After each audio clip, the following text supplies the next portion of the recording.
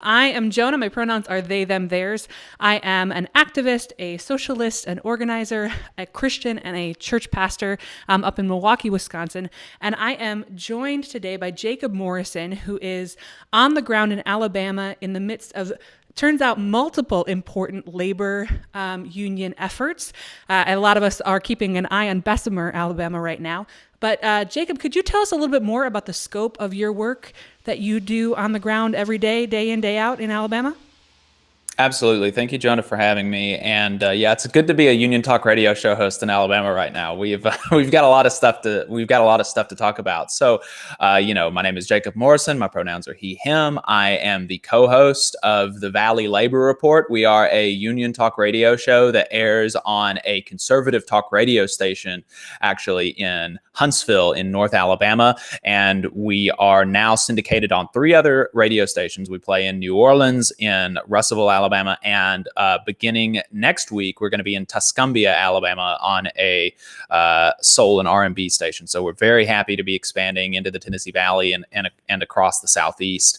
And I'm also Secretary Treasurer of the North Alabama Area Labor Council, which is the regional federation of the AFL-CIO, and I'm a dual carder. I'm a member of the IWW, and so that's that's kind of my various hats that I wear. That's quite a few hats, and sounds like expanding in territory. When we were talking before we went live, you were talking about your passion for unionization. You said that you felt like society had gotten to the point where we could move beyond bosses, which I think is really good. Lord, I hope so. So can you just tell us a little bit about how you came to feel that way, how you became a unionist, as you called yourself? Mm-hmm. Yeah, absolutely. If you want more of my backstory, you can find us on YouTube. Obviously, if you're not in any of those other places, I've got a more in-depth story, kind of specifically about my background on the Labor Radio Podcast Networks. They do some they do some member interviews. We're a member of the Labor Radio Podcast Network. It's a great place to go to check out some more labor stuff. But really briefly, I came from a pretty middle class white family, rural evangelical, never wanted for anything. I never worried about whether or not I was going to have health care, whether or not I could go to college if I wanted to. And working in the service industry really kind of opened my eyes to how a lot of people live. And in 2016, I thought that I was going to vote for a Republican in the presidential race, actually, and I heard Bernie Sanders, and that really, so at the same time as my eyes were being open to a lot of the problems, my eyes were also being opened to a lot of the solutions that were real and that could actually happen. So I did some time in partisan politics for a bit. That didn't seem to work that didn't seem to work very well in my mind. In 2018, when I was doing a lot of Democratic Party work, Democrats in Alabama actually lost 70 seats across the state. So I was like, I want some more bang for my buck, and I started learning more about unions and how they can directly and immediately, like, you don't have to wait for an election, you don't have to wait for the whims of your boss. You can make your life better. You can increase your wages right now. And all you've got to do is trust in your coworkers and your brothers and sisters on the job. And, I think that's really powerful. And I think it's something that is universalizable. And I think that, that's why I'm a unionist, is because I think that it's, I think everybody ought to have more of a say on their job, and everybody deserves better wages, better working conditions. And that's the best way to do it, in my view.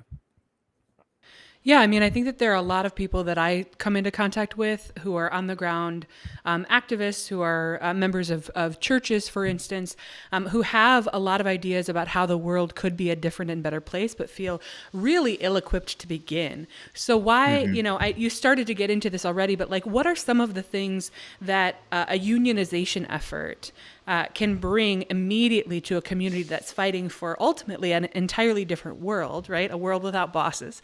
But in the immediate term, what does a union effort do to bring concrete substantive change?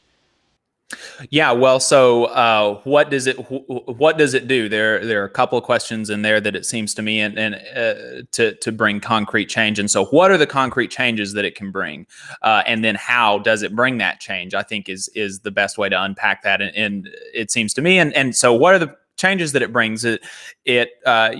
Materially. It raises it very easily, very often raises your wages, makes your working conditions better, makes the workplace safer. And this is not like, union propaganda or something that I'm just saying like off the top of my head. Like there have been study after study after study that show that union members make 10, 20, 30% more than non-union members, that they pay less for more health care, that they have better, that union members are basically the only people with pensions nowadays. A lot of union members still don't have pensions. I don't have a pension, but a lot of union members do. We're the only ones that have them at all.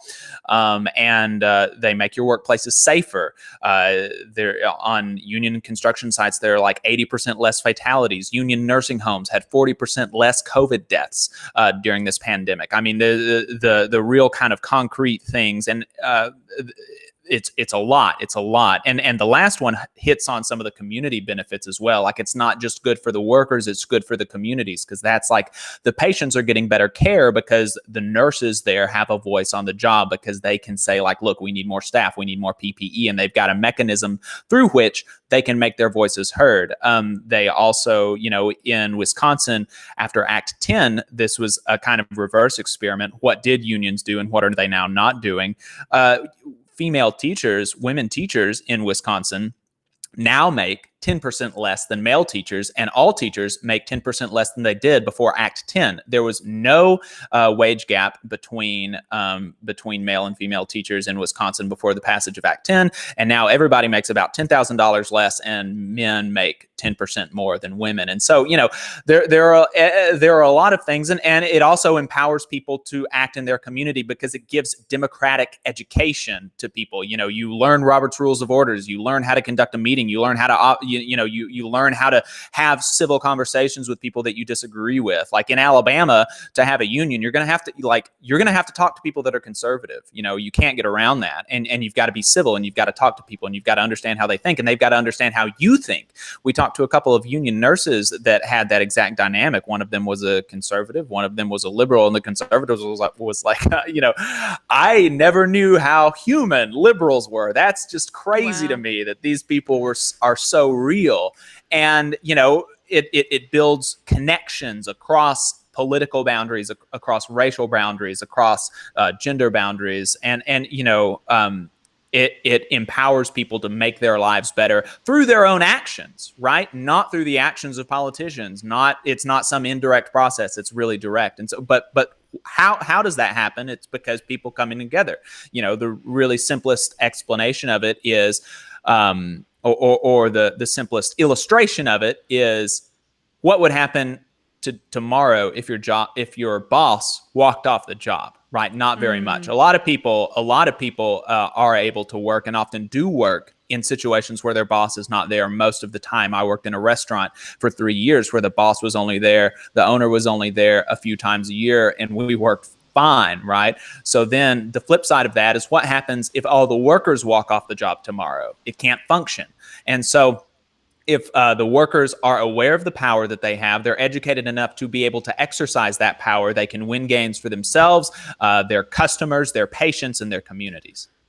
Yeah, that's really incredible. And I think in a world where we often look around and we say, what power do we have to impact these enormous systems?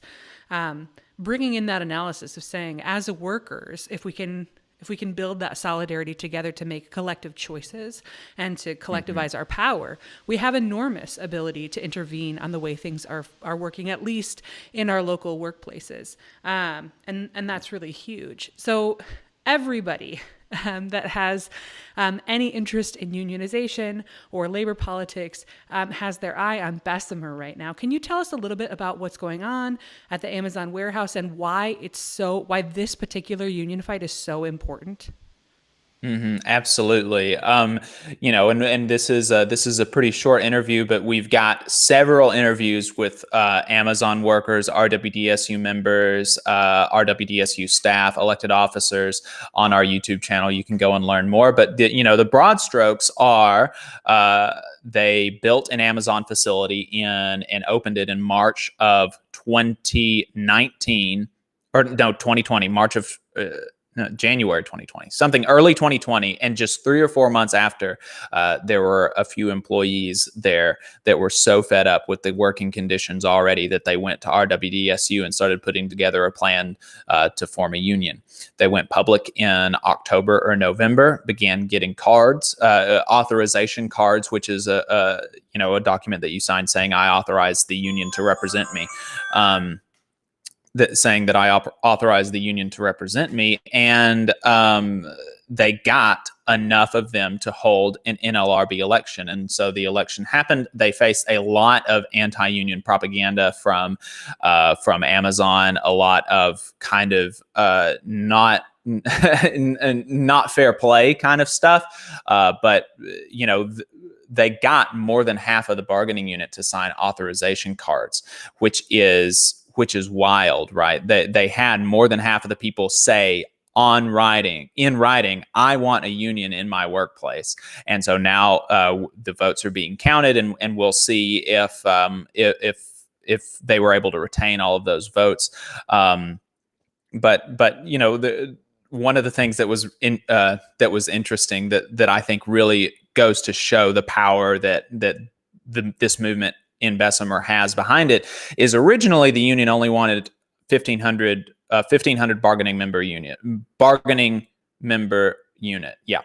1,500 workers, which is all of the full-time regular employees at the Amazon facility there. And a thing that a lot of companies do is they try to flood the unit to make the election more difficult. And they said, we want it wall to wall. We think that if there's going to be a union here, it needs to represent all the workers. And RWDS, and the reason that they do that is because they didn't think that RWDSU had enough cards to hold the election under those circumstances, because you've got to have 30% of the bargaining unit sign authorization cards to hold an election. So going from 1,500 to 6,000, that's a big difference, right? 30% of those two numbers are very different. But the RWDSU said, fine, and they threw down 3,000 cards at the NLRB hearing, and so they held the election, and it was mail-in ballot over 7 weeks, and the initial anti-union campaign pushed. My understanding is that it kind of pushed the union back. There were some worries in the beginning of the campaign, but they really came back strong at the end, they feel like, and so.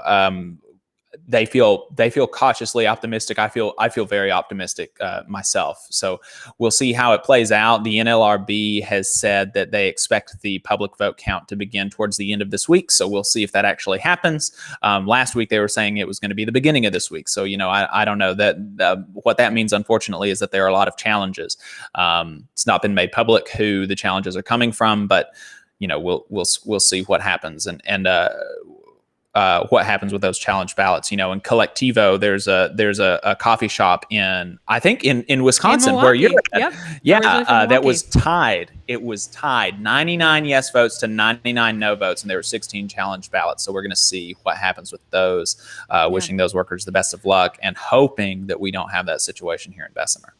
Well, and it's interesting that you bring up Collectivo, because one of the things that Amazon is working really hard to do right now is publicize the idea that they're a progressive employer. They're publicly trying to fight for a $15 an hour minimum wage.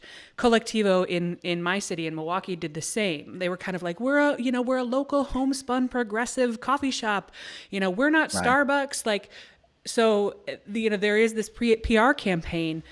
For those who might not know, can you just share a little bit why a company that, like Amazon or Collectivo, massive Amazon or local coffee shop Collectivo, why companies would fashion themselves as progressive and still be so deeply resistant to unionizing? Absolutely. Well, so I can't speak very much to Collectivo, but a boss is a boss is a boss, and as we say in the labor movement. And so, but in Amazon's case, it's a really masterful piece of propaganda that they've been able to do, because $15 an hour was supposed to be a starting, when the movement started. It was fashioned to be a starting wage for fast food workers, right? Which I do not subscribe to this. I think that unskilled labor is more or less a myth, and we ought to be really rethinking the way that we think about unskilled labor. But in the conception of society, fast food burger flippers, right? That's kind of some of the least skilled jobs, and so logistics work has never ever been conceived of that way. Like, that just doesn't happen, right? And so Amazon has been able to take this $15 an hour and apply it to logistics work, to warehouse work, to work that has in the past been enough to sustain a family on a single income with good benefits and good retirement, that has been unionized in the past. And it is, I mean, it's gross, it's horrible, immoral, that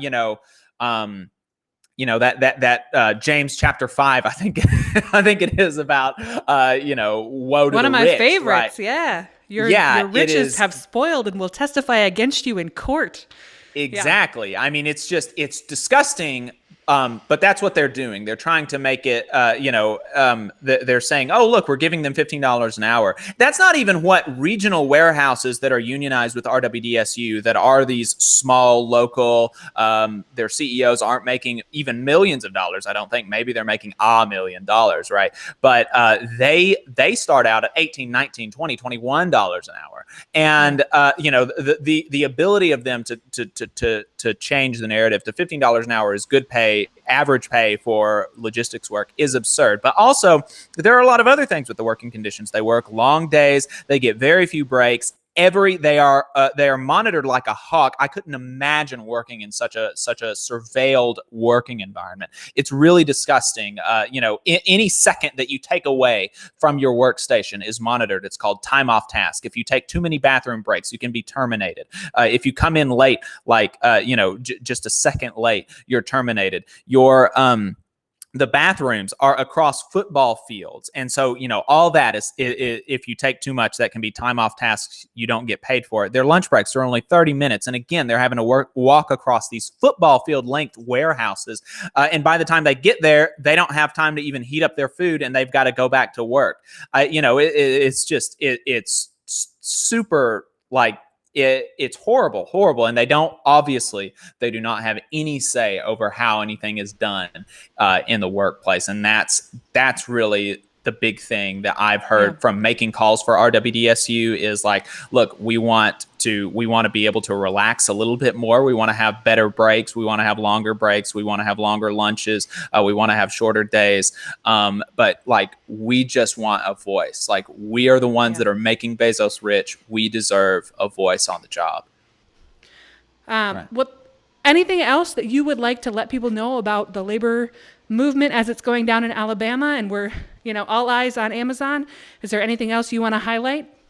Yeah, absolutely. Like I said, just keep an eye on the vote. I think that we're all on the edge of our seats with the vote, and as soon as they win their union, be ready to support them in whatever ways you can moving forward. Because when they win their union, that's going to be really the beginning of the fight, because they're going to be in a contract fight with one of the largest corporations on earth as a single warehouse. And so there's obviously going to be a lot of other unionizations across the country, unionization efforts at Amazon across the country. And so be willing to support them in your local community and here in Bessemer as they go into their contract fight. Also, there are 1,100 coal miners in Alabama that are on strike right now at Warrior Met Coal in Brookwood, Alabama. This is a coal mine that went bankrupt back in 2015. It was bought out by Warrior Met, and as part of the buyout, the workers, to bring the company out of bankruptcy, they took huge huge concessions. They took an $8 an hour pay cut. They took cuts to their benefit packages, cuts to their health Wow. care, cuts to their retirement. They took cuts to their workday. Used to, they got a 30-minute lunch down in the mines. That once they go down 2,000 feet below the earth, they can't come back up. They've got to eat down there. Some of the places don't even have dining tables, and they were getting paid for that before. Now they don't. They have to take 30 Wow. minutes of their own time down 2,000 feet under the earth with coal dust on their hands to eat. It's absurd. It's terrible. And so, they need your support. If you're out here, go honk at them.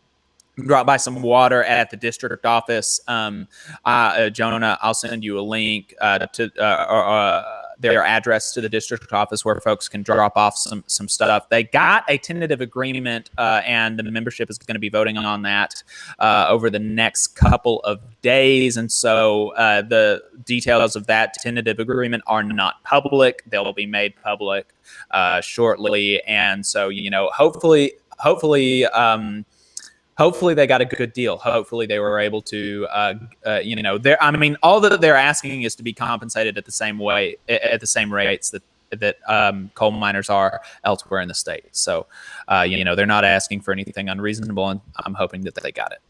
All right. Well, we will hope, and for those of our community who are praying people, we will pray alongside that hope. And if folks do want to learn more about any of this, follow your work, where can you just plug your stuff again? Where can they find you? We'll add links as well. Yeah, we had a lot of conversations with those coal miners at the Working People podcast. We partnered with them for that, for getting those stories out there. You can find them wherever you get your podcast, at Working Pod on Twitter. You can find our radio show at Labor Reporters on Twitter, or on Facebook. If you're in Huntsville on Saturday mornings from 9:30 to 11, you can turn into 92.5. I would not recommend going to that radio station any other time.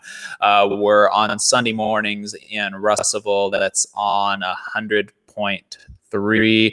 We're on in New Orleans 102.3, and we're going to be on in 1440 AM WZZA in Tuscumbia on Friday mornings, I believe.